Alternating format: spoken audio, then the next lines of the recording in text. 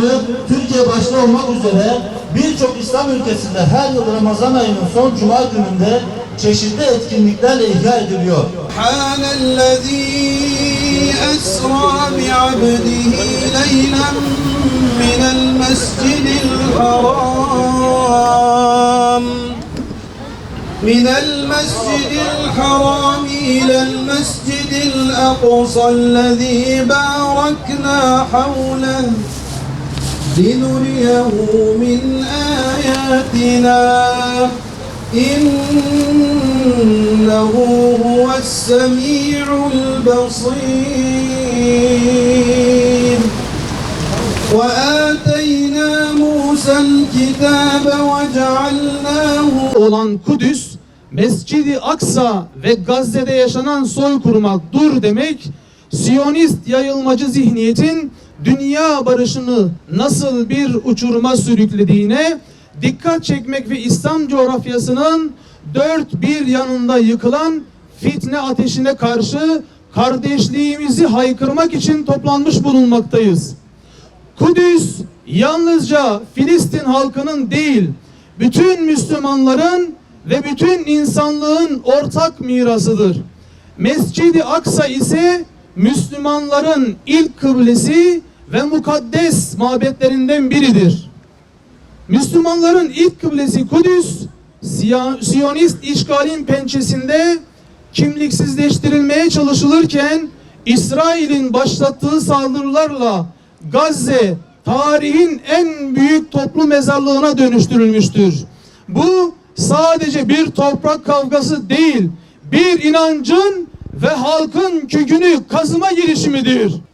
Gazze'de taş üstünde taş bırakmayan, Kudüs'ün mahremiyetini çiğneyen İsrail terör devleti ve bu terör devletinin lokomotifi olan Amerika'nın bölgedeki yayılmacı amelleri bölgedeki kaosun ana kaynağıdır. Şurası açıktır. Mesele sadece Filistin meselesi değildir.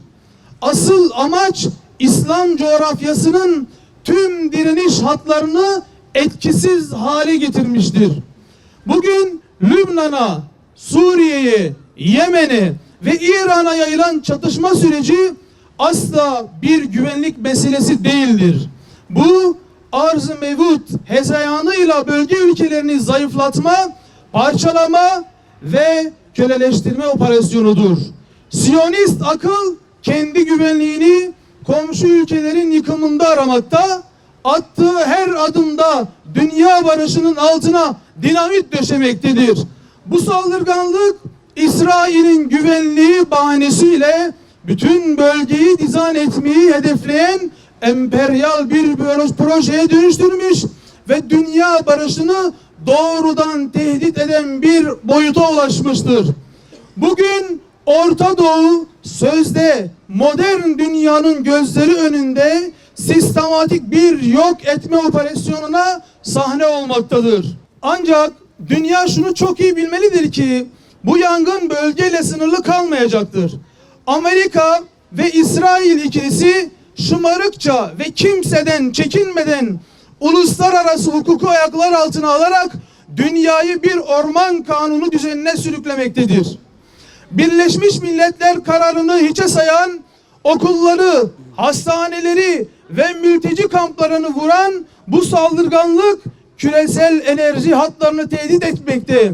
Dünya ekonomisini telafisi güç krizlere sürüklemekte. 3. Dünya Savaşı riskini her geçen gün daha gerçekçi bir tehdit haline getirmektedir. Şu iyi bilinmelidir ki Kudüs ve Mescid-i Aksa özgürleşmeden bölgemiz ve dünyaya huzur kavuşamayacaktır dünyamız.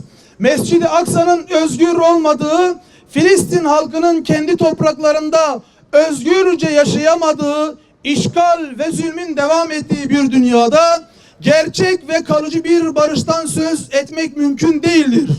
Bizler inanıyoruz ki Kudüs'te zulüm bittiğinde, Mescid-i Aksa özgürlüğüne kavuştuğunda, Filistin halkı kendi topraklarında özgürce yaşayabildiğinde yalnızca Orta Doğu değil, dünya genelinde barışın önü açılacaktır. Son olarak Peygamber Sevdaları Vakfı olarak Dünya Kudüs Günü vesilesiyle diyoruz ki Kudüs sadece bir şehir değil, bir imandır.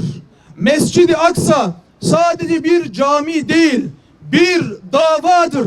Siyonizm ve emperyalizmin bu topraklardan sökülüp atılması için tek çare ümmetin vahdetidir. Allah'ım hamd sana mahsustur. Güç ve kudret yalnız sana aittir. Sen mazlumların yardımcısı, zalimlerin kahredicisisin. Ya Rabbi, bugün Ramazan'ın son 10 günü olan mübarek bir gecede burada Kudüs, Mescid-i Aksa ve Gazze için toplanan biz kullarının niyazını kabul eyle. Onlara destek veren ABD'nin, İngiltere'nin ve bütün zalim destekçilerin kurdukları tuzakları başlarına geçir. Ya Rabbi, zalimlerin planlarını boz, tuzaklarını başlarına geçir, güçlerini dağıt, kibirlerini yerle bir eyle.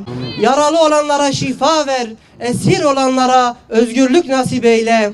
Allah'ım bugün burada toplanan biz kullarının niyetlerini kabul eyle. Dualarımızı kabul eyle. Tekbirlerimizi kabul eyle.